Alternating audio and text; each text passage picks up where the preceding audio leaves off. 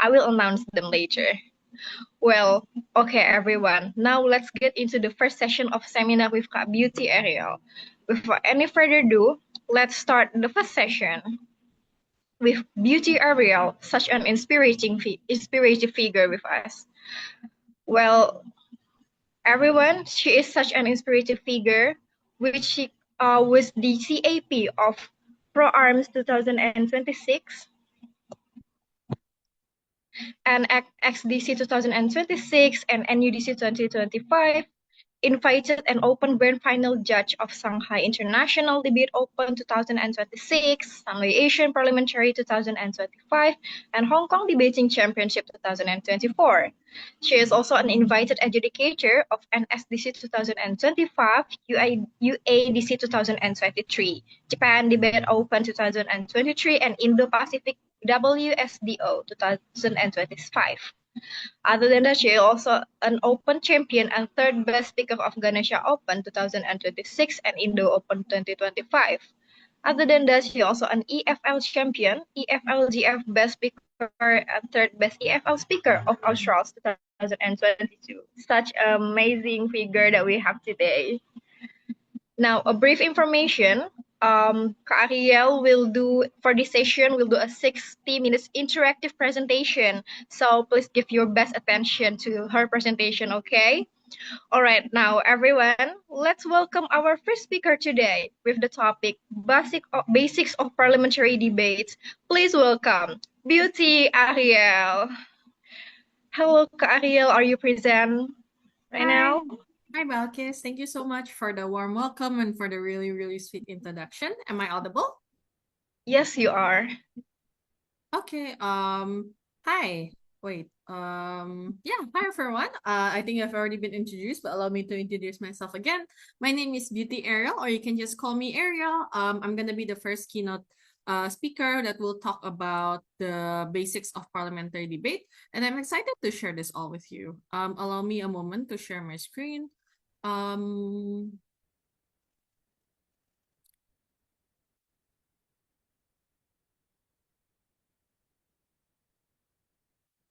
Confirming if my screen is visible. Okay, it's visible now.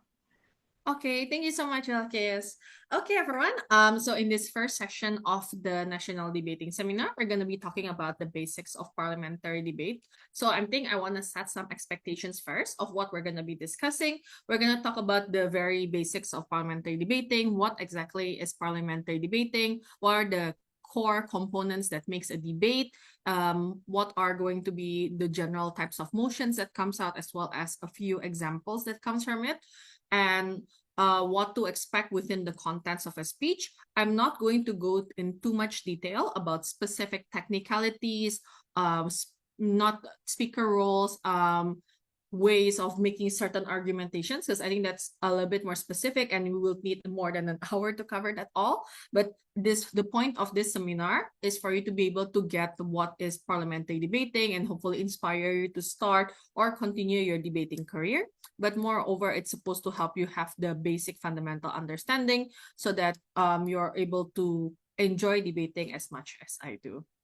So a little bit of credits towards this debating and judging manuals. So as I'm going to cover all four major types of parliamentary debating in Indonesia and Asia, these are the best and most standardized debating and judging manuals that you should be able to take reference to. And I'm going to also send the link in the group chat here. So NUDC official debating and judging manual. NUDC is Indonesia's most this is our national BP tournament and it's the most national one. So you should always refer to this for BP. NSDC is for world schools, as how we have implemented it in Indonesia. UADC is for Asians, and Jakarta Austral is the most recent one for Australasians. So the whole point of having the debating and judging manual is because, you know, debating is it is a formalized sport, but more often than not, because having a lot of people opt into it, and I think there's lots of different ways that it gets standardized in many different cities, countries, and everything. Having a debating and judging manual is so important so that we're all able to take the same reference for the same guidelines and rules, so that when I am debating in Jakarta is going to be the same when I am debating in Pontianak. It's going to be the same when I'm debating in Sydney. It's going to be the same when I'm debating in Tokyo, because that's the whole point of having a standardized manual. And at the same time, I really invite all of you to really read through. This is the more detailed version of the presentation I'm going to bring to you. So if it is a lot, I'm going to admit, each of the manuals about like 30 to 50 pages, so that's a lot of reading time, but do take the time to really read through it, because it explains all the nitty-gritty details that I think and I believe is necessary for all debaters and judges to know. But otherwise, my presentation will be based on this and then a more simplified version to cover. Yeah, so let's begin. What then will we cover? There's going to be into 3 sections. The first, I'm going to go into the basic rules of debating. Second is about motion types and how to approach them. And lastly is on how to be a good debater. Before we start, when you guys see the word debate, can I have maybe a few volunteers to raise hand or type in the chat of what do they think of when they see the word debate? There's no right or wrong answers. Like, what do you guys think of when you see or hear the word debate, or when someone says like, oh, this is going to be a debate?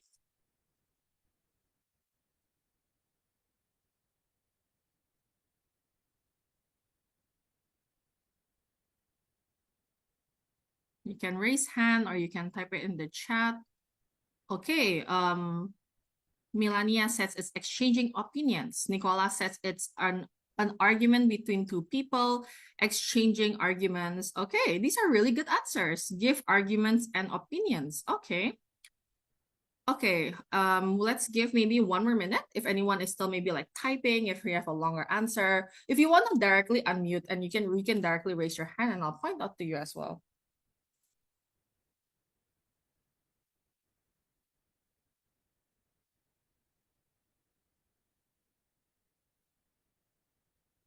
Okay.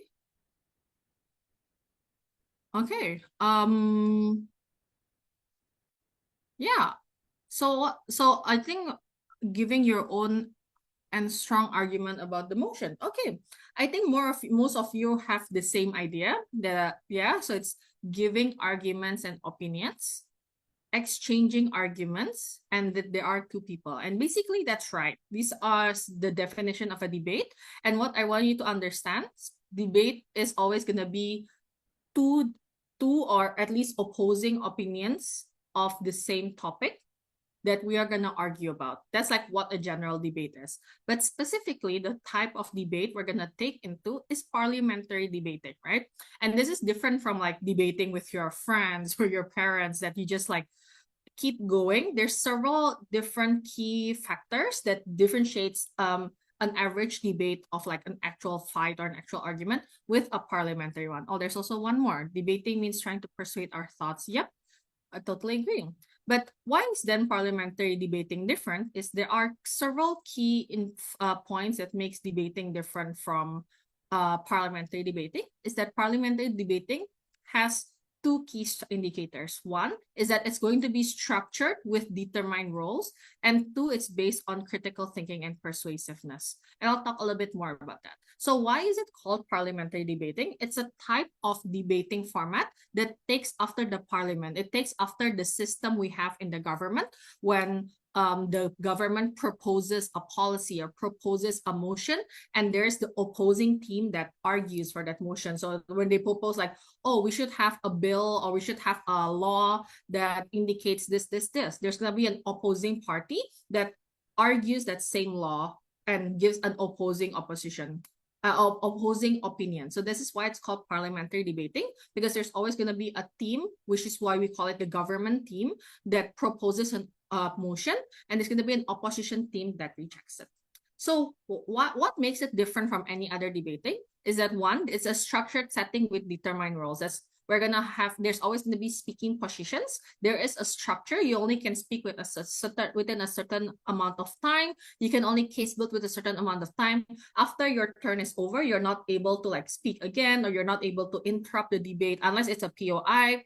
But more often than not, there is going to be a clear formalized setting. This is what makes parliamentary debating super unique, because as much as you are argumentative over something, as much as you are opinionated about something, you do have a certain structure you do have to be able to respect. And the second thing is that this is based on critical thinking and persuasiveness, insofar having facts, having your own opinions, having like maybe you're very passionate about a specific matter, or maybe your major is about literacy, or your major is about politics and law. It will give you an advantage over a specific motion compared to other types of motion, and that's okay. But in the end, the main deciding factor of whether or not this is a good argument or not is based on how you're able to criticize something and how persuasive you are over a certain argument. So logic is going to be more important than the facts that you bring. And we're going to talk a little bit more about that later. But these are the two main key indicators. So this is different from like any other form of debate that's maybe like more material based. If you guys, kalau teman-teman tahu tentang debat ilmiah, kan itu debat ilmiah, you have to be based on actual facts and knowledge, and you have to cite your sources. Or if we want to talk about like other versions, like specific debate of like majors, where you have to build like undang-undangnya and everything. This is going to be different, because this is, even if you're not like that good in a specific topic, if you're able to logic and argue it out, you may also be able to win that case. Okay, so we're going to talk about the different types of debating formats. And there's so many in the world. There's too many to list. I think there's over like almost 100. And what I'm going to focus on the 4 main ones that are being used in Indonesia and Asia. So insofar that maybe one day if you go to like a different country or a different continent, you can meet other formats. I'm going to highlight the one that you're most likely going to meet here in Indonesia and in Asia. So there's 4 different types, which is Asians, BP, Australs, and WSCC. And I've made this little structure to be able to differentiate and indicate the differences between each format. And I'm also going to talk about what are the like major tournaments that maybe you can take reference from. Okay, so the first one is Asian Parliamentary, and this is the most common one, because not only we are in Asia, but this is the one that mimics our government parliament the best, right? Because there's a government team, there's an opposition team, and there's only 2 main teams. So this is the Asian Parliamentary. What are the key indicators of this? The first is that there's only 2 teams. There's the government team and the opposition team. Each team consists of 3 speakers, but one of the speakers will speak twice to become the reply speaker later on, which is either the first or the second speaker.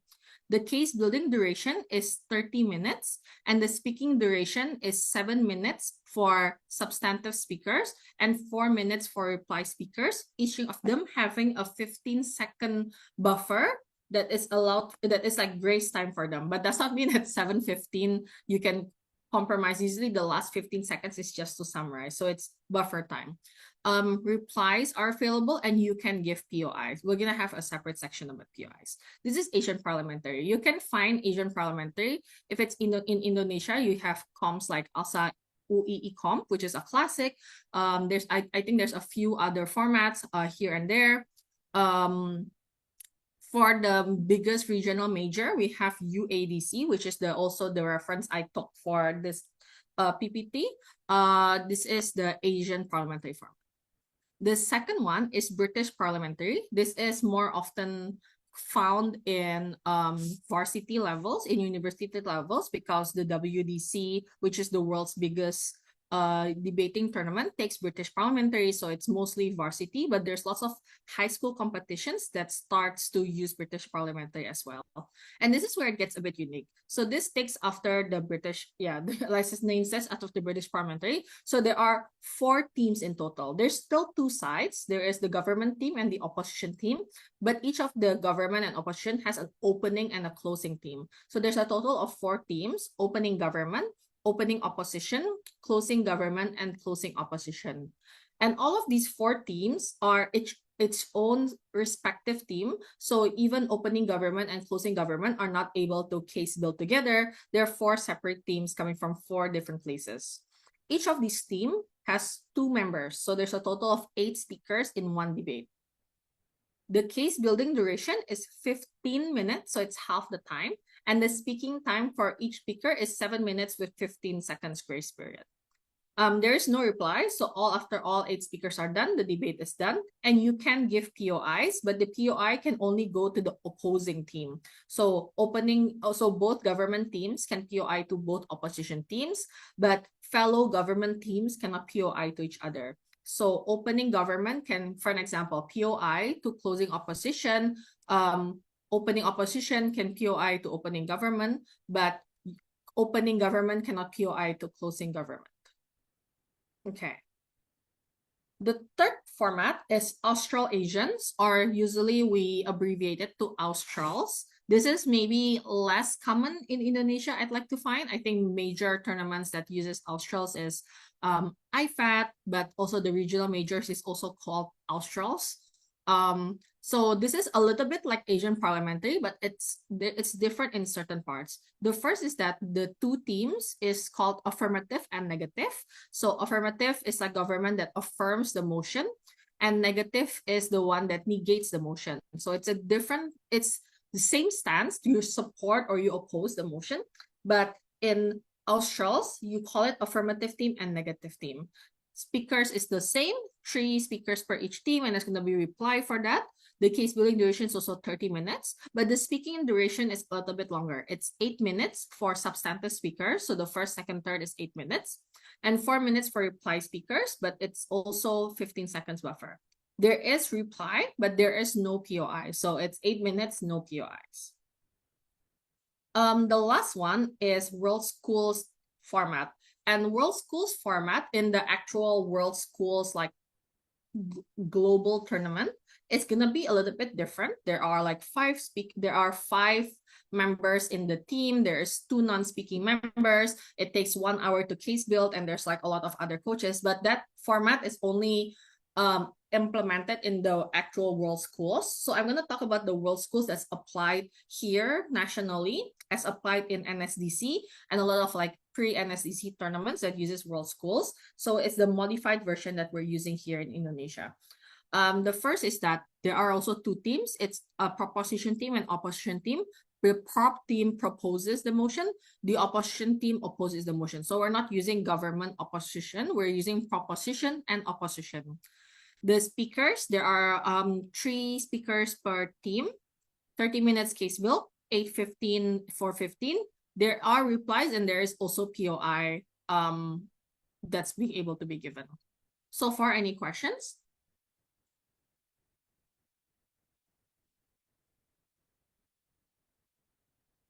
Okay, I think, okay. Is my screen still visible? Yes, it's still visible, Pak. Okay.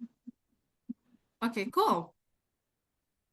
Let's move forward to the contents of a speech. So there are 3 contents of a speech. These are like the 3 basic components of what you're going to build in your speech. The first is arguments. And I think just now, based on the answers in the chat, I think this is something you guys quite are aware about, that there are, you're able to argue about something, and we're going to talk a bit more about that. But basically, argument is something you propose to defend your stance. Why you think this thing needs to be done, or why you think that this motion should not be done, and why, and you need to prove reasons of what is actually true and what's actually important. The second thing is how you're able to compare with the other team. So these are rebuttals, engagements, and comparisons, because debating is not just your team on your own, it's also you versus the other team. Insofar where you can have really strong arguments, if you're not able to engage with the other team, if you're not able to compare with the opposing team, it also makes it difficult for you to win if you're not able to persuade the other speaker as well. Yeah. The third one is POIs. These are formalized interjections. These are how you can interrupt the speech, interrupt the opposing speaker mid-speech. We're going to talk about this a little bit as well. So we're going to break down all of this, but most importantly, remember that all of these three components are substantives that are equally weight the same to one another. So a judge will credit your arguments, will credit your rebuttals, will credit your POI as your contribution. So you cannot say like, oh yeah, I don't need to respond because I have a strong argument. You do need to respond. POIs are very, very recommended in a British parliamentary setting. You can get penalized if you do not give a POI. In Asian parliamentary, it just makes the debate also very unengaging and unpersuasive. So POIs are also very important to be done. Okay, let's first talk about arguments. How can you persuade a person of your stance? So if you have if you're on the government side of a motion, for an example, you will have to be able to prove why this motion is important. So you need to be able to argue and give reasons to do so. But it's important that an argument needs to fulfill three components because you cannot only give a claim without explaining what that claim is. For an example, if I say like, oh, this restaurant is good, but you cannot believe me if I say the restaurant is good, unless I give you reasons to believe so, right? So this is the same as you giving an argument. You want to fulfill certain criteria to make the argument plausible, to make it believable, and most importantly, to make it persuasive. Okay, so these are the three components. One, it needs to be proven with analysis. You need to show how to support your arguments in the form of empirical evidence, such as actual, maybe like data or actual like plausible reason that this makes sense. Mechanistic links, so processes, especially mechanistic means like processes to be able to prove that. Moral intuition, why this is actually so important to be done, like as a person, as a human being, this is what you believe is morally right. It's prevention of specific harms, and you can also invoke people's emotion that they need to buy into this because it's important. There's going to be an example as well after this.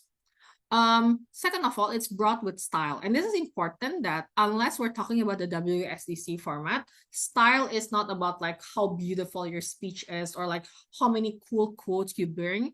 Style exists only in the WSDC format. For BP, AP, and Australs, you don't have to have like specific style, but the style we're talking about here is about how comprehensible you are, how you're able to convey these arguments in a way that the other person listening to it makes sense. So this is about the fluency of your speech, is about how you're able to get your arguments across. So for an example, you're trying to explain one thing. If it's so hard or so difficult for you to explain it, it's not that persuasive because the other person cannot necessarily understand you. Or if you take too many long gaps, for an example. So it's about how you're able to convey it and not about how beautiful or how amazing your vocabulary is. And thirdly, it's going to be within the burden. We're going to talk about burden literally in the next slide, but basically there are specific, the arguments you bring have to fulfill the burdens that you have set into the debate. So for you to be able to win, you need to one, be able to be persuasive within relevance. So the argument can be as logical as right, but if it is not relevant to the motion, then it is not a good argument. And second of all, you need to argue within the rules. So there are rules of like, you have to support your stance. If the motion says this, you have to do this. You can only speak for 7 minutes. You can only speak for 8 minutes. You cannot POI after the 6 minute or over the unprotected time. You do have to argue within the rules for you to be able to win. Okay. So the example, if I'm going to use the same example, is like, if I want to tell you like, oh, this restaurant is very good, I need to give you empirical evidence. It's very good because the food is always so tasty and delicious. The place is very clean. The services are very nice. So this empirical evidence that gives you why this restaurant is good. Mechanistic links in the process, the way they cook their chicken is using like clean oil and it's very crispy. So this gives you the process. It's a very personal restaurant to me because I'm able to celebrate, for example, my birthday there. So that gives you the moral intuition for you to be able to eat there, to that it's a good restaurant. It prevents, if it's prevention of harms, right? Prevention of harms, that if you don't eat in this restaurant, you're gonna miss out on a lot of really good food. And this is so important for me as your friend that you go eat in this restaurant. So that's the emotional response. And notice how I explain all of that in a way that is easy for you to understand. That goes into the style. So that's an example of a generic argument. Let's give an example of an actual like motion in this debate. Yeah. The motion reads, as developing countries, this House will aggressively regulate foreign tech companies. And these are the examples of how the regulation would look like, such as restricting permits and license, increasing laws on foreign workers, and adding skill transfer requirements to locals. Before we go into the arguments, do you guys have any questions with the motion?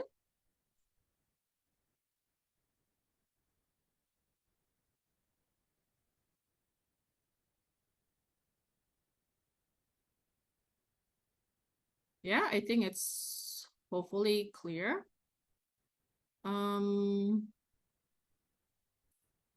Okay. So yeah.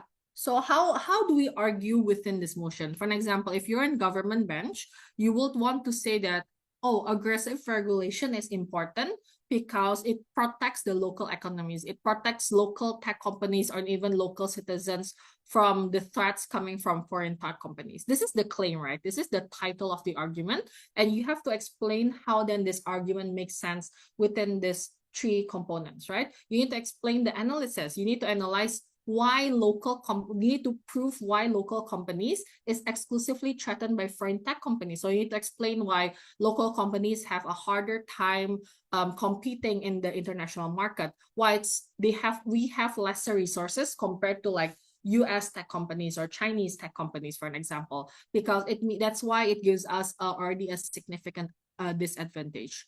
You need to also explain what the regulation looks like. So this is the mechanistic links to explain how how aggressive regulation would actually fulfill the argument that we want. Because if we only say that, oh, aggressive regulation will be able to help local economies, but you don't explain how it looks like, it's also not a very good argument because it does not persuade the judges or does not persuade why your argument makes sense. So for you to be able to explain how aggressive regulation foreign tech companies is able to fulfill your arguments, you need to explain how this regulation would look like. For an example, when we have increasing laws on when we have increasing laws on foreign tech workers, it means that it's harder for companies to hire foreign workers and you will have to hire local workers. So it means there is an incentive to hire the local talent and local SDM so that they're able to get better and better. And if they do not have good quality tech workers, that's why you need to train them. And it's the company's responsibility to do so as well, because it's now cheaper to hire local talent compared to hiring foreign workers because there's higher permits for them to be able to pay.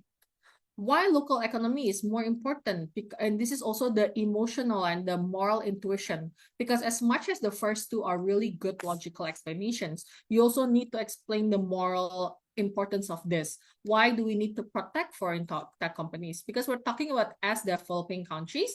The developing countries' main purpose is, of course, their own citizens. That means the most important thing they should focus on is how that they're able to prioritize the locals, how they're able to make sure that the people within the area as the vulnerable actors are not like forsaken, are not left behind. Yeah. Any questions on this?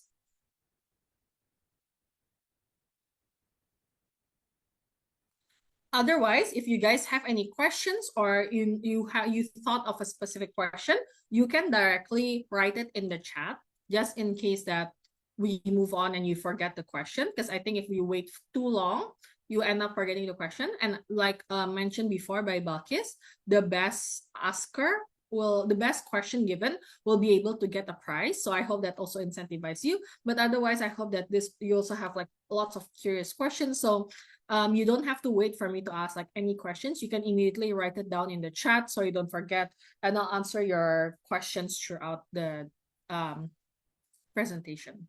So as promised, we're gonna talk about burdens. Okay, so burdens is basically a responsibility that you have to fulfill. So there's no point of you arguing something if it's not relevant to the debate. There's no point of you arguing something if it's not like what's important of this debate. So for an example, just now, if the motion talks about aggressive tech regulations, and suddenly I talk about why it's important to protect farmers, for an example, it kind of makes sense, but it's not the main burden of the debate, right? It's super far for us when we're talking about tech companies, and suddenly I'm talking about, oh, we need to protect the cows and we need to protect the farmers and the paddy field.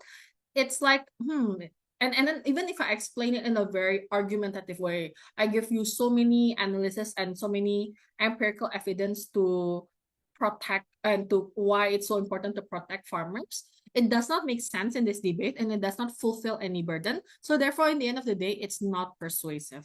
So it's important to remember the main burdens that every speaker or every team needs to fulfill. There's going to be two types. The first type is the burden that is implied by the motion. So this is when a specific motion asks you to do a thing. It means that you need to fulfill the burden set by the motion. Of course, within the motion, it's not usually specific. That's why it's implied by the motion. But if the motion says this, how do you expect the debate to be able to look like?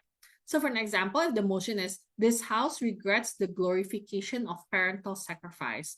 Examples is parents giving up their careers, financial security, or personal well-being for the sake of the children and family. So this is the debate that talks about the glorification of parental sacrifice and why we regret or why we don't regret this in opposition side. So there are two main burdens that is implied by the motion. The first is the burden to explain how the glorification affects the actors, the parents and the children, because glorification is not like a real, it's not a real tangible aspect.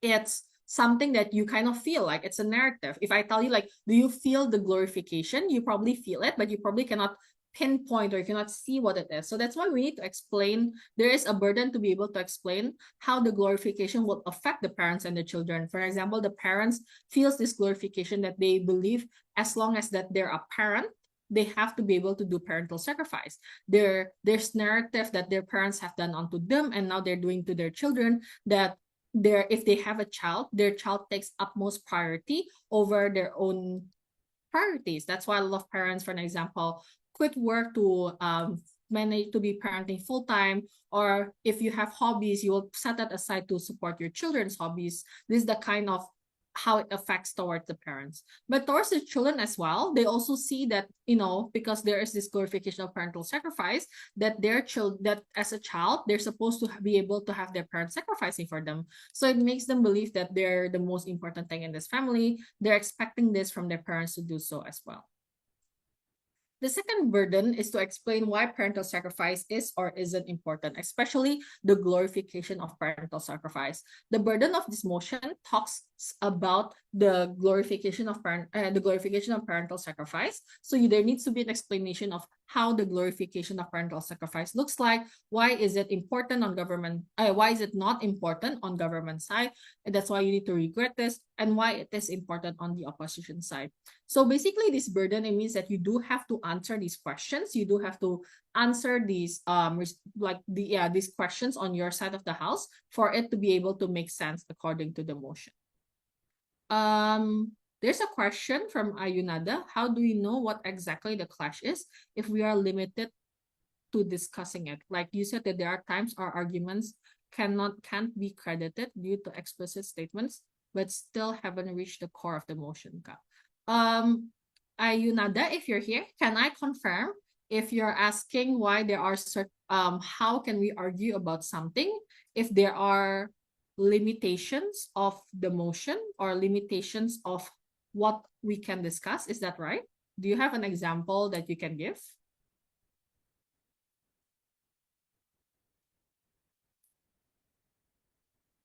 If you can unmute, that'd be great. But otherwise, if you want to type it out, that's also. Actually, it's not related to the example that you shown before, but I have the motion that discussing about religion, and I was ever got criticized because I'm specifically debating in theologically, but not in philosophically. So I was confused that how do we get that exact clash that judges want while we still cannot engage the debate wholly like that. Okay, good question, by the way. So I think that I'm gonna answer it in two ways. Okay, first and foremost, on motion itself, wait, I'm gonna finish these burdens of the motion, so that I can answer your question. Wait, I'm gonna write it down so I don't forget. Motion, no. Okay. Okay, so I'm gonna finish this burden and I'm gonna answer your question after that, okay? So the second burden of the motion, the second burden that you have to fulfill within your arguments are self-imposed burden. What are self-imposed burdens is that if you say something, if you say specific claims, then you have to be able to prove those claims as well, right? So for an example, in the same motion about about regretting the glorification of parental sacrifice, if opposition team says that the glorification is actually good because it makes parents and children become they have a better relationship because this parental sacrifice helps you have a better parental relationship. This is the claim, right? So it means you're setting a burden upon this debate of one, that parents and children become better on your side of the house, and two, this is because of the glorification of parental sacrifice. So the burden that you impose upon yourself is to be able to explain how this parental sacrifice actually looks like, why it actually becomes a good parent. So for an example, you can explain that inherently all people are selfish because they would want to prioritize themselves, but it is also the parents' choice to have children. So that's why they need to understand that because it's your choice to bring another human being in this world, therefore you also have to have the self-sacrifice to be able to raise that human being that you brought into this world, right? And because of that, it makes the parents be more aware of the other being. It makes them prioritize this other child because a child will always be inferior compared to their parents, right? You're always younger. You rely on your parents' economy. You rely on your parents' livelihood and decision making. So therefore, because there's always going to be an imbalance, it's important for you to be able to take care of your children if you know that you do have to sacrifice yourself to be with them. And because of that, the child will also see that their parents are doing so much to raise them, right? They're taking care of them, they're spending more time with them. And this is what makes the relationship become better because the child also knows that the parents is going to do their best to protect them. So this is how then there's going to be a good relationship between the parent and the child, for example. So these are the two basic burdens that happens within any debate. And I think the first answer I'm going to give towards Ayu's question just now in the chat is whether or not there is a burden to explain any more, any specific than this. Of course, there is within each motion that if it is a very specific motion that talks about maybe a specific time frame or a specific region, then you do have to talk about that. But if it's, for an example, just now, if it's a religion motion that is very general, it does not specify any specific religion, or it does not have a burden for you to explain only the philosophical clash or only the theology clash, you need to have a more holistic explanation. So this is a burden implied by the motion, right? So for an example, if the motion is about this house regrets the emphasis of organized religion, but it does not specify what kind of organized religion or a specific type of organized religion. It does not require you to only debate about theology or only about philosophy or only about religions in developing countries. There is no specific burden there. So it means the burden implied by the motion is talking about all kinds of organized religion, and means it's your responsibility to debate all the types of the organized religions. So insofar, there is no limit to how the motion can look like. You have to talk about it holistically. That's the first answer. The second answer then is what happens if there is opposing clashes. If your team brings one thing and the opposing team brings another thing, you do then have to do something called comparisons. And we're gonna talk, and this hopefully answers your question as well, Ayu, but otherwise you can also chat again if you still have further questions. But if there are opposing points of, you know, you're saying one thing and the opposing team is saying another thing, you have to be able to compare.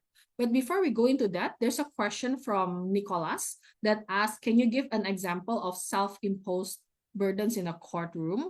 Like, how will it look like? Like courtroom, you mean like in a debating chamber, right? Not like in an actual courtroom. Is that right? Yeah, I hope so. So self-imposed burdens is that when it's the arguments you bring, is the claims that you bring, you have to be able to fulfill it. You have to be able to bring the analysis based on these burdens. So the example is this one, but let's bring another example. For an example, the motion is this house will this house will implement 4-day work week. Okay, so it means that right now it's 5-day work week, right? So the motion reads, this house will implement 4-day work week. On the government side, my claim is that with 4-day work week, people will have a better work-life balance. So this is my burden. I'm explaining, I want to tell you that if we have a 4-day work week, people will have better work-life balance. So it means the burdens I have set upon myself is one, what is work-life balance and why is it so important for a person to be able to achieve it? Two, how with a 4-day work week, we're able to achieve this work-life balance. But also three, why then it's more important to have a work-life balance compared to productivity, because a 4-day work week means that it's less productive compared to a 5-day work week, right? Because it means you have one less day of actual working, for an example. So when the basic concept of the self-imposed burden is that when you want to prove something, you also have to explain how it's going to happen. So by explaining that, oh, with a 4-day work week, it means that people have more time focusing on their well-being. It means that there's another extra day for them to rest, to meet with their friends, because sometimes on the weekend, 2 days is not enough for your personal interests, for your hobbies, for socializing. So it's important for you to have more than 1 day. And this is what creates work-life balance. And then when they return back to work on Monday, they're more recharged and they can focus more on work. This is actually what creates work-life balance. This is important because people's duty in the world is not just to be able to focus on work or to earn money, but it's also to enjoy life. This is why work-life balance is important.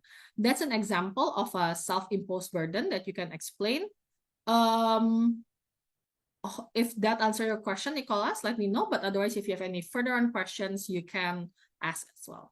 I'm gonna answer Melania's. Oh, so these are things you place upon yourself. Yes, but self-imposed burdens will always exist because you will always bring arguments, right? So when you're always bringing arguments, you all have to always explain that argument, and that's why self-imposed burden will always exist. You cannot say like, oh, I don't want to bring any burden, so I'm just gonna have really light burdens.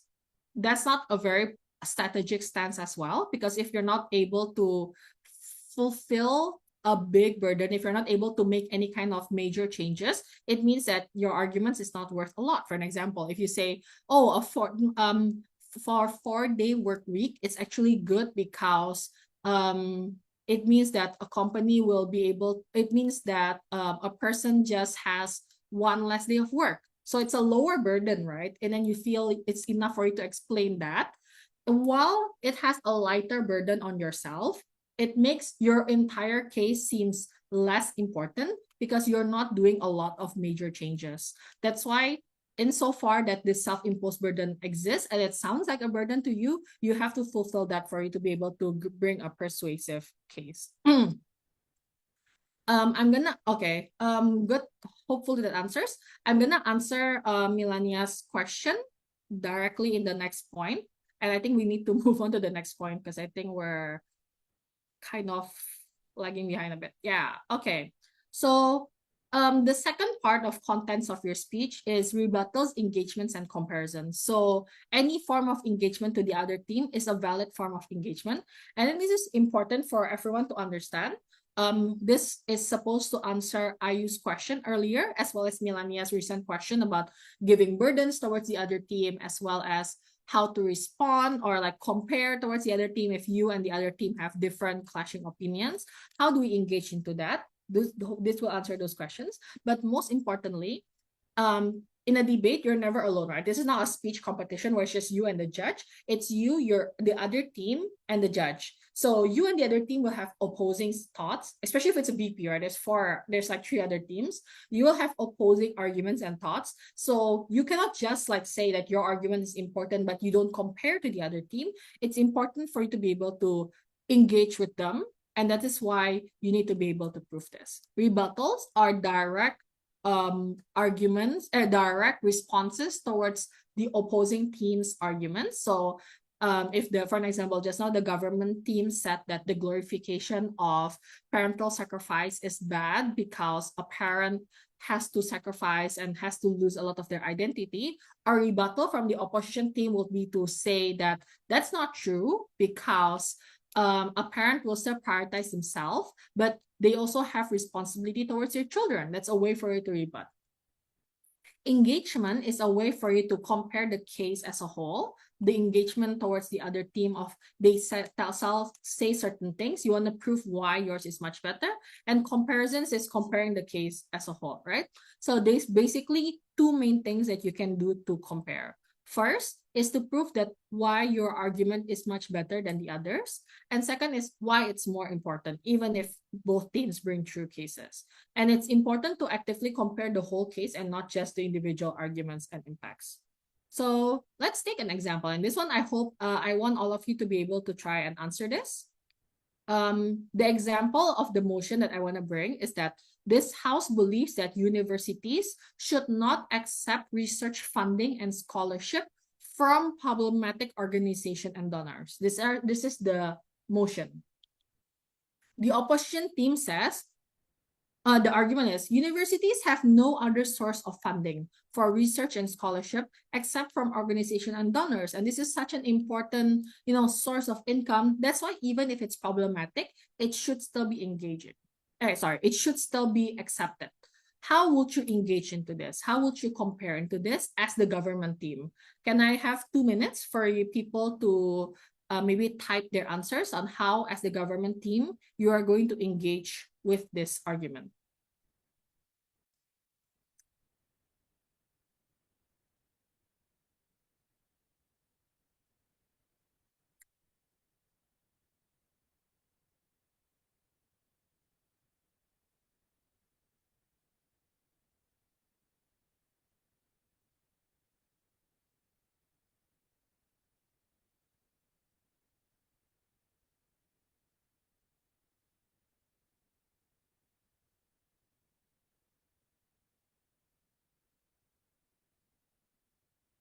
Okay, we're gonna wait till 9:40. If you are in the government team and in this motion, an opposition team said, universities need funding so desperately, and our only source of funding is from organization and donors. So if they're problematic, it's fine because we need the money, and that's why we should still accept it.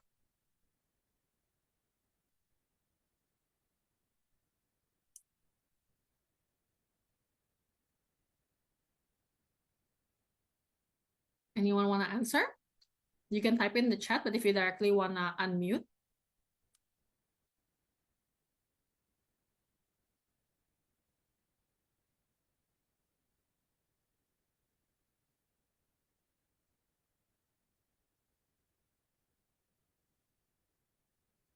Okay, I think Lila is asking a different question.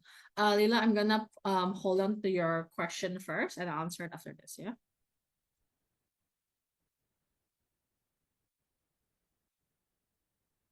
Anyone wanna answer this? How to engage with it as a government team? How to engage with this? Okay, Nicola says, even though universities have no other source of funding for research and scholarships, they should still not accept because it affects the effects in long-term scenario where unaccounted problems will arrive and cause even more problems later on. Okay, that's a good response. Anyone else that maybe has a different response than Nicholas?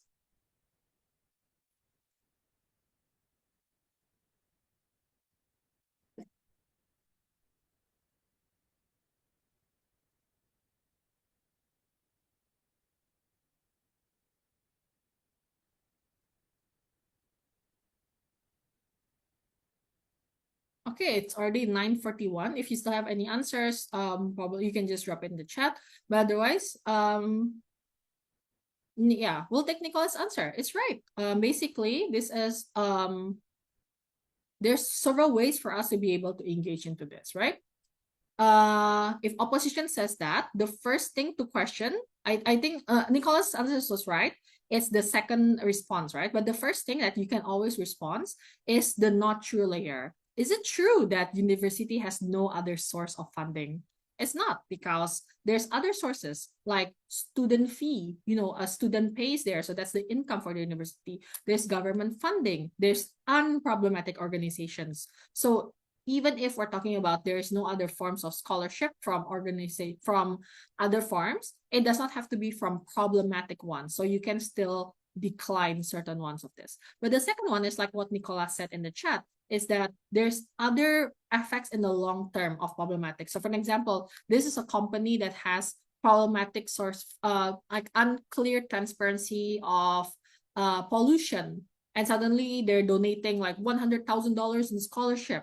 I think it's suspicious at best, but it's also there's long-term effects that we're not able to know. Maybe we can be the one of the reasons that they try to greenwash their names, or they can be a way for them to cover up their tracks and do something called sin washing, right? But more importantly, the problem can also trickle down to us. For an example, if the company has corruption scandals and we still accept the kind of donation, it means that one day we can also be corrupted, or we can also be more likely for to be blamed for any kind of corruption scandals. So this is the kind of response. You cannot just blatantly accept what another team says. You have to be able to respond in a way and engage and compare directly into that case. So Lila's question, what if we only have one argument? Is it enough to prove our point? And is there a specific way to ensure our arguments accepted?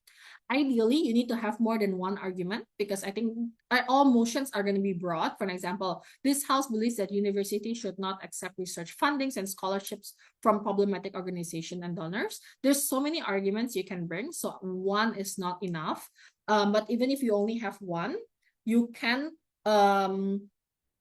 ensure your argument is accepted by, first, you need to explain why it's important. So there's a framing process of explaining why this is a very important argument. But second, it's also by engaging and comparing. So even if you only have one argument that says on the government side, like, oh, universities should not accept because it may be problematic in the future, compared to opposition side that only explains to you about no other source of funding, it's more important on our side because we care about the universities much more than their side, for an example. Yeah. Hopefully that answers your question, Lila. So it's like the university sells its integrity to the problematic donor. So we lost academic reputation. Yes, exactly. That's a way for the government team to respond to the opposition side. If opposition side agrees that we are accepting donors from problematic institutions, we're basically selling our integrity to the problematic donors. It means that we are going to be a puppet for corrupt elites, and that is not in line with universities' goals. You need to also explain why this is not in line, because university as an institution for the truth, as an institution for intelligence and knowledge, if we ends up becoming a puppet for corruption, it's morally bad, because that's not what the purpose of the institution is supposed to be, to spread knowledge and everything. But it's also practically bad that we are also succumbing towards bad things only for the sake of money. Yeah, so this is an example of how you can engage into it. Lastly, a POI, and this is personally, I understand if you start out as POIs, I think it's so scary, or like, I don't want people to interrupt my speech, because it's suddenly, right, you're giving your speech and suddenly someone raises their hand like POI, and it kind of startles you. I get it, but you need to understand, like, as time goes, it gets to be so fun when you are able to give and take POIs, because it's just another part of debate where other people are asking you questions and you answer that question directly, right? So what are POIs? POI is short for points of information, or sometimes people call it points of interruption, but basically it's a formalized interjection. So when someone is giving a speech, you're able to interrupt that speech by giving a POI for up to 15 seconds. This can only be done in unprotected time. Unprotected time differs from each speech. For BP and AP, it's after the first minute, before the 6th minute of the speaker. For world schools, it's after before the 7th minute, basically. So you can only give POI in this unprotected time. So what can you do in the POI? You can ask questions. You can ask for clarification. So from just now, I think honestly, if Anisa's question is like a very good POI. So if there's opposition team is talking about like, oh, we need to accept the funding because there's no other form of funding, and then Anisa can just, as a government team, can just like POI, yeah. So if you accept this funding, isn't it like if we sell our integrity to a problematic donor and we lose our academic reputation to become a puppet for the corruption allies? So that's a question, right? And that's under 15 seconds. And that answers and becomes a burden upon them for them to be able to answer why their case does not become a puppet for the corrupt elites. So you can ask for questions or you can ask for clarifications. When you say, can you explain more on what do you mean by sole investor or sole funding? So you only have 15 seconds. You should only ask one question or one statement. It should always be in the form of a question because they can answer it afterwards. And you cannot, but here's the thing. The speaker has the right to decline the POI, and that's fine. As a speaker, you can also decline POIs because otherwise, if you feel like you don't want to answer POI, it's okay. But I really encourage you in your speech to always answer one POI because it helps with the engagement. It makes the debate more fun. It helps also you know what the other speaker wants to say before that they rebut you later on. So it's much better for you to directly answer the POI directly, right? So questions, anything, as long as it's unprotected time. Will it be better? Okay.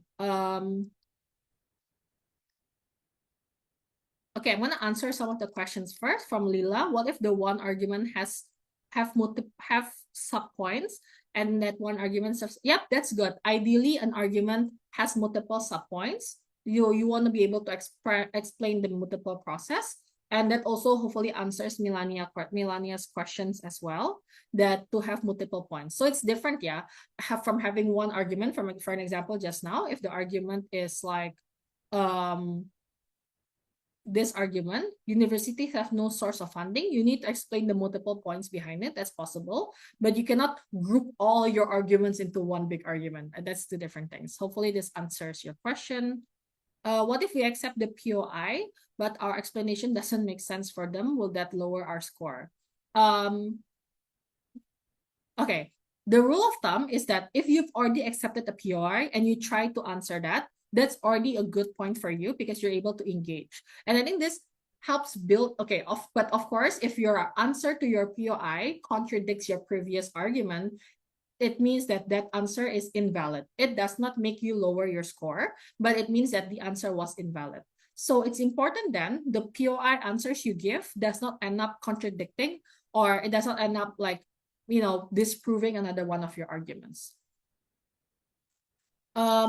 Last question about POI. If during a POI there is a technical problem and suddenly it gets cut off, would you continue? Okay, so as a speaker, if someone POIs you and suddenly the mic dies, you have the option to ask the POI again. Sorry, can you repeat that? Or you can just move on. If a failed POI happens, it does not penalize you. Personally, I will ask them to repeat the POI, but after the second time, if they still cannot use their mic, I will just skip because that's wasting my time as well, right? So I will just move on. Okay, there's already lots of questions so far. If you have any more questions, you can just directly write it in the chat. Otherwise, we're gonna continue to the second section.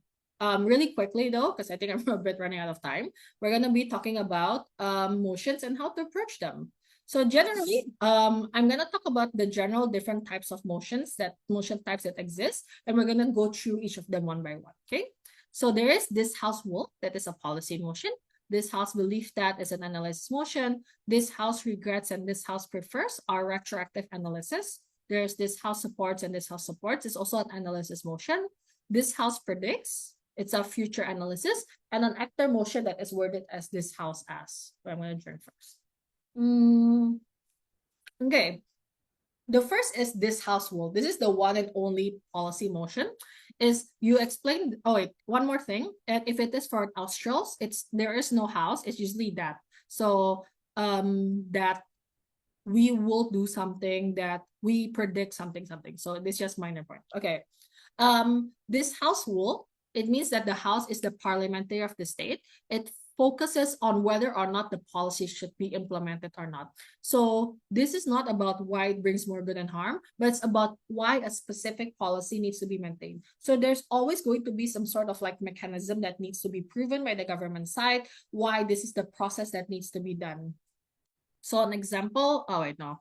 The example is this, right? This house will ban private universities. So when we're talking about banning, how we will ban private universities, you have to explain the kind of policies that is implemented. For example, it means that all private universities either have to be made public or they have to be able to shut down. It means now all universities are public, owned by the government, owned by the state.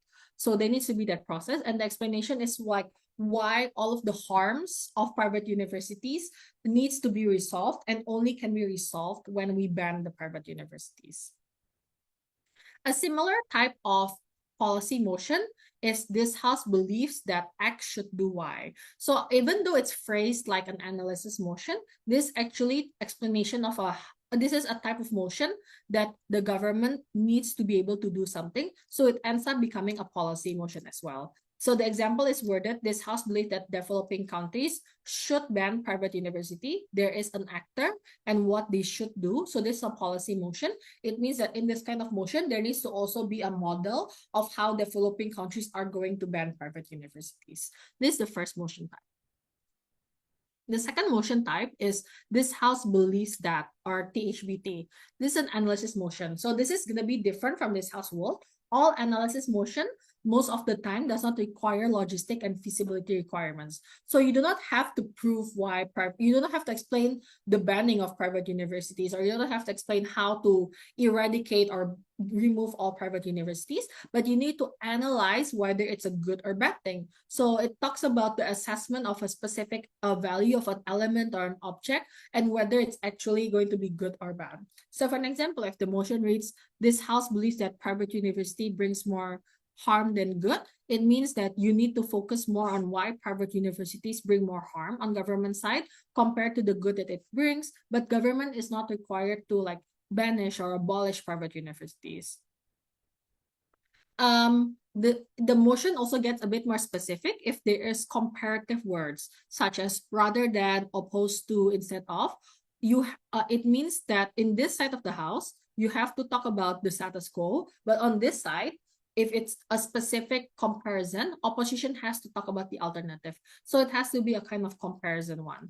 So for an example, this house believes that it is in the interest of Vietnam to strengthen relations with US rather than China. It means that on government side, you will have to talk about strengthening relations with US, and on opposition side, it's about Vietnam strengthening relations with China. Opposition cannot suddenly bring, oh, we don't like both US and China, I think Vietnam should work together with Malaysia. No, that cannot happen. It's either or, one of the other. The third type is this house supports, this house opposes. This is the same motion type on different sides of a coin. So if the motion is this house opposes, then opposition will support. But if the motion is this house supports, then opposition will oppose. Okay? So if in an oppose and support motion, it is an analysis motion, but you're gonna talk about more or less of a certain something. So this more or less, if it's increased or reduced, it can be talked about in a symbolical way, political, material, or any kind of way that there is an increase or a decrease of a specific something in the motion. So, and the opposition team also have to do the flip side. So let's use an example directly. So the motion reads, this house supports reclaiming traditional male gaze attributes.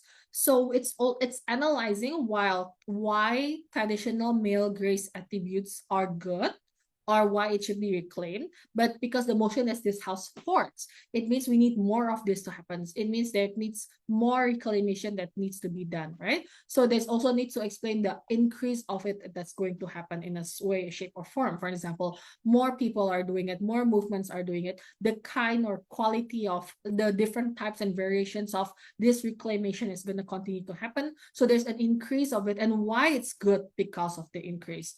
On opposition side, you want to oppose the reclamation. You want it for it to decrease and cease to exist. So it means less of it happen, and why less of it needs to happen. Yeah. Another example, maybe it's this house opposes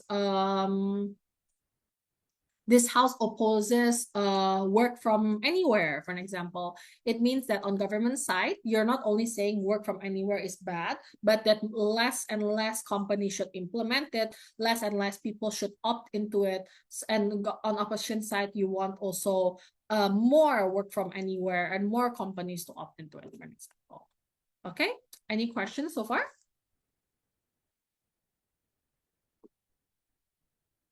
Okay.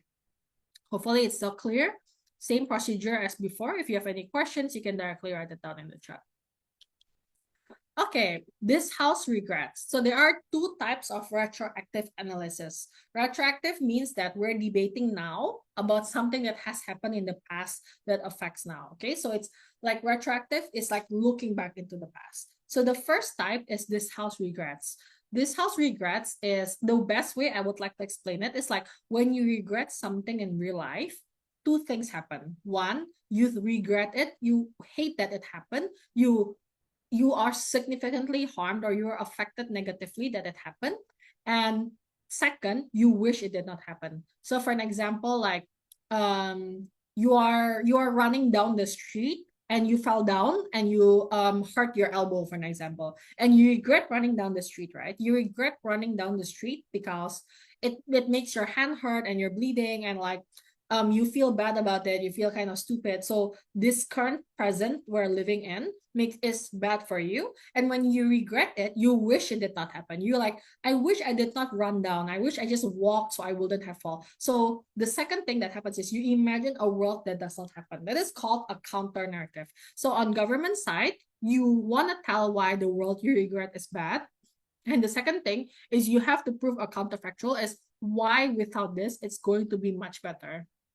So on the opposition side, you have to prove why status quo is good, why this current world is good, and second of all, why the counterfactual by opposition and by government is actually much worse off.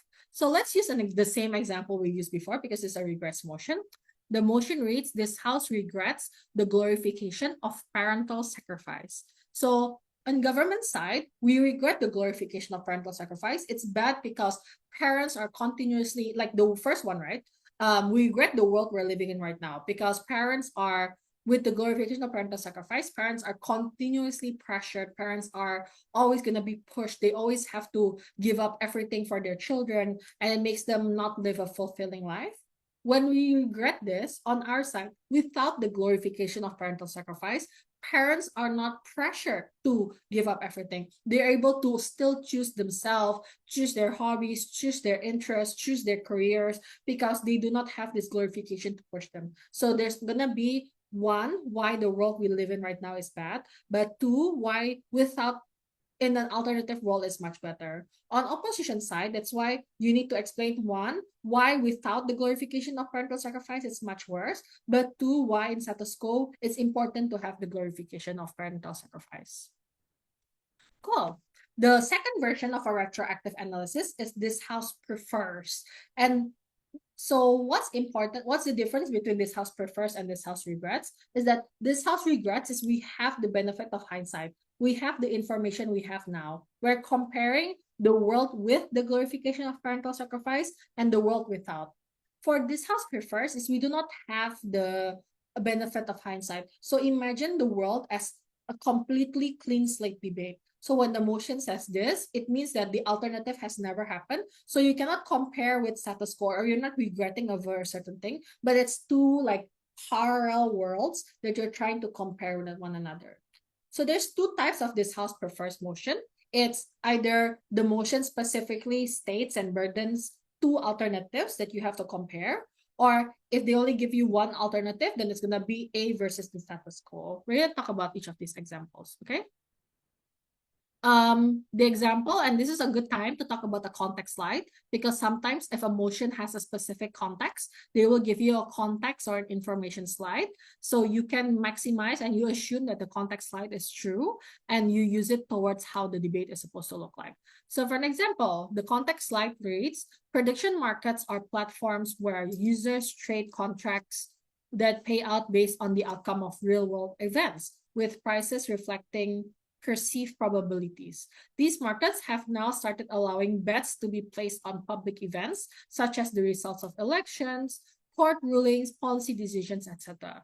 The motion reads, this house, wait, sorry, this is, I think this is the wrong example. Okay, let's ignore that example. Okay, let's give a different example then. Okay, the first type of example is A versus B, okay? This house prefers, this house prefers online learning versus offline learning. So it means that the government team will have to support online learning and explain why offline learning is bad. And this is alternative. You cannot choose, you cannot say in the middle, and you cannot compare, like you only can choose one or the other. But another example is if it's A versus status quo, it's like this house prefers a world without religion, for an example, okay? In that world, you're not regretting it, but you're comparing on government side, what if the world did not have religion at all? So you're gonna compare it directly like that. And in opposition side, you're gonna explain why religion is much better and you need to defend status quo, okay? Apologies for the mistake in the example, okay?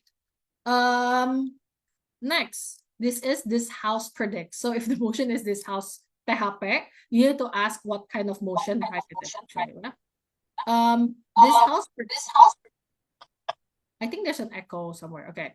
This house predicts. So this is a future analysis. If just now was a retroactive analysis, it's a future analysis. So this house predicts is talking about how you would expect the future to actually happen, right? You're gonna have to be able to bring persuasive analysis and arguments to be able to show why this is the likely outcome of the future. There is no burden from the team to explain why this is a good or bad outcome morally, but you just need to explain why it's going to happen. And having certain facts and knowledge can benefit you, but the logic is still the most important thing. And what I mean about that, for an example, if the motion is like, this house predicts that Trump will not run for the third election, for example. If you are a political major, maybe you have more knowledge, you can bring that knowledge, but insofar that having logic and persuasive is still the most important thing, you need to be able to explain those statements or those principles to be able to make sense in the debate, okay?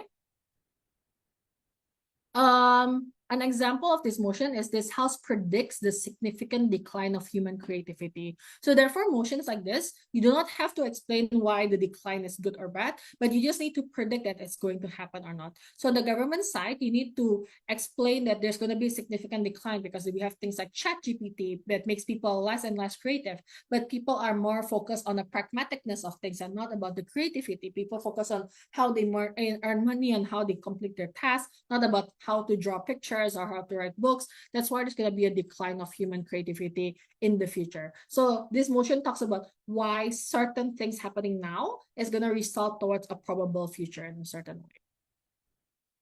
And this is the last motion type, which is an actor motion, is worded as this house will leave that. So if there's the keyword as a specific actor, it means that you're gonna have to debate in that specific actor's interest for the sake of the actor's knowledge, values, capacity, and interest. So other motions previously, if they do not define who the actor is, or even if they mention a specific actor, like even if they have like a specific actor, like just now the Vietnam one, it's more likely in a neutral perspective.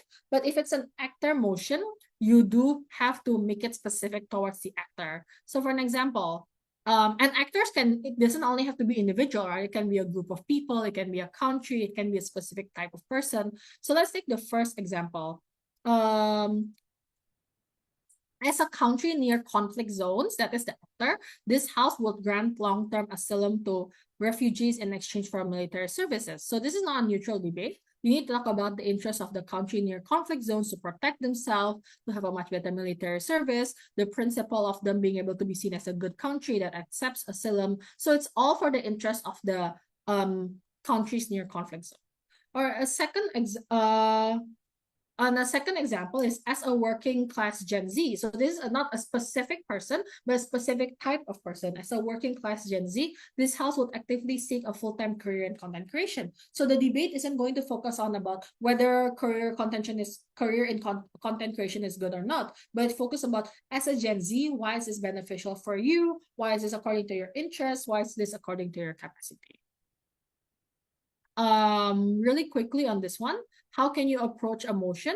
The first and foremost is to read the motion properly. Sometimes motions can get tricky, sometimes there's lots of words, and sometimes there's a context slide. And I know it sounds kind of intuitive, like, oh, you have to read the motion. I know you think like that's kind of obvious, I will read it. But sometimes in the debate, we kind of panic when the motion is seen on your screen, or especially if it's offline, you kind of like read the motion too quickly. So the most important thing is to read the motion carefully. But second of all, if you don't understand something, don't assume. You can always ask the CAP or the person giving the motion further questions, and they will answer the best that they can. We're gonna continue. This is the last part. Because I'm a bit running out of time, is on how to be a good debater. I think debating, just now Pak Benny during his opening speech gave a statement that I think is so important, is that no one is born a debater, but someone will always start from somewhere. And this is so important because I wasn't born a debater. Kevin, who's gonna be the next keynote speaker, is also not born a debater. People start from nowhere, and at some point I was in your position and I have gotten a lot of these benefits, right? I believe I'm a critical thinker. I'm able to criticize things. I'm able to speak accurately with quick responses. Public speaking, especially in English, so I'm able to do this in front of you. But recognition and validation, it feels good to win. It feels good to give an argument. But of course, everything in life that has a lot of good benefits also requires effort. You cannot assume like, oh, I want to be good, but then you never do any kind of effort. And it's not just debating, right? It's literally anything. If you want to be a good badminton player, you have to practice and work hard for it. If you want to be smart in school, you have to study hard. So everything requires effort. So how to be a good debater? The first and foremost is to maintain equity policies and be respectful, because being a good debater is not just about how good your argument is, but it's also about how respectful you are as a person. The second is to be up to date with recent news. I think it makes you as a good human being to be up to date with news, but more often than not, this information helps you with debates, it helps you with arguments, it helps you fulfill your points. The third is to practice and have room for growth. I know sometimes we feel defensive if someone gives you feedback. If you lose and the judge tells you why you lose, you kind of feel defensive. Having room for growth is important for you to be able to receive feedback and implement it. Often I find, especially newer debaters, feel like, oh, I feel like I've already done this. How come I still lose? That's why having room for growth is important.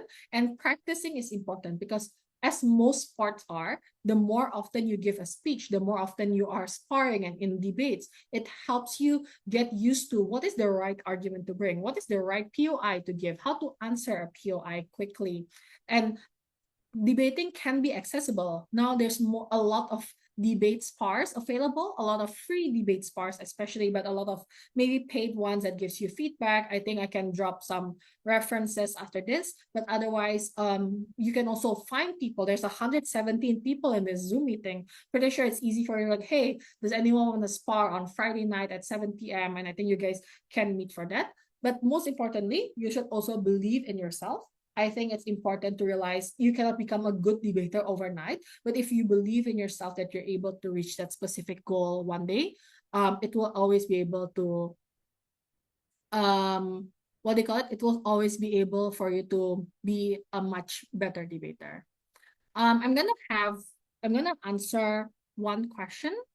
I think this is gonna be the last question, and otherwise we're gonna move on to the next keynote speaker. Mengenai etika dan persuasi dalam debat membawa posisi tidak sesuai dengan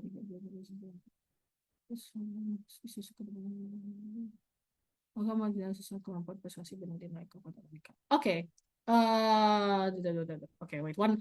Two last questions. Otherwise, if I'm allowed, maybe you guys can type the questions and I'll answer it in the chat because I think we're running out of time. The first question is about if we have to defend a side that does not align with our personal beliefs, or it's something that changes our belief. Okay, so first and foremost, what happens in a debate is most likely something that does not represent your beliefs. I have been asked to defend maybe Republicans or defend Trump, which is something that I personally do not believe in, right? And that's something that's you're gonna have to do so. I think first and foremost, you can separate the logic, your own logic and the way that how the debate looks like, because it's more often than not for the sake of this debate. But second of all, I think often than not, some motions are just something new to you. I think motions that talks about specific marginalized community, maybe that you're not familiar with, challenges you as a person. And I think you need to also be open to these kind of thoughts, because if you're opting into debating, it means that you do want to have room for critical thinking. And part of critical thinking is having your own opinions being challenged. When I started out as a debating, I was not someone who was open to change. I am a minority, right? I am a Chinese Christian, and I think a lot of debating made me challenge a lot of beliefs I had, and made me more open to certain things. I think it's important for us to also be open for growth. But otherwise, if you feel like there are specific things that really does not align with your values, you can just debate for the sake of the debate, but still be open for kind of change. Okay, these are a lot of questions. In the era of digital, how can we use AI? Do not use AI to make arguments, guys. Okay, so in real life, you can use AI the way you want it. It's fine. No one's limiting you for that. If you think that AI helps make your work assignments and essay, that's up to you. But specifically in debate, it's important for you to not use AI, because the benefits of debating is that you're able to think of these arguments by yourself. So if you use AI, even if it's just to fix my grammar, or even if it's just to help me think of more ideas, it's unethical, because it does not help fulfill your purpose in debating. It's like saying that, oh, if I join a painting competition, can I make a much more prettier painting if I use AI? Sure, but it means that the painting is not truly yours. The same way that, can I make a much better speech with AI? Yeah, but it means that that's not your own speech, and it does not benefit you. I think that, and that's gonna be the last question from me. I'm gonna answer that because I think we're running out of time. Otherwise, I think if you guys have any questions, I can maybe answer it in the chat. But I think I'm gonna pass it back to the organizing committee. Once again, thank you guys so much for joining the session. Hopefully, it inspires you to join debating. Hopefully, it's your first step to learning more. No one starts, I think Pabini is right, no one starts out as a good debater. It took me a couple competitions and a couple months, in fact, to become to give a good 7-minute speech. So I think it's important for everyone to start out somewhere. But otherwise, thank you so much for listening to this session. I'm gonna pass it back to Balkis as the moderator to continue the next session. Thank you. Okay, thank you so much for your presentation, Ka Ariel. We really appreciate